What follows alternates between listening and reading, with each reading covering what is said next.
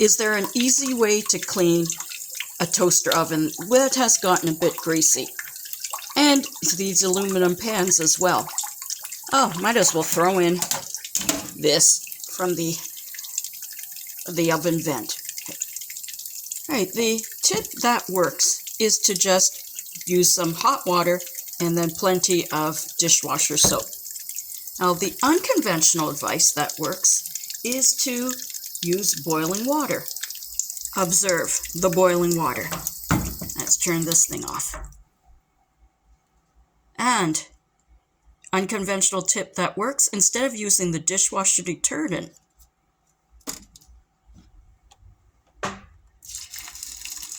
dishwater tab.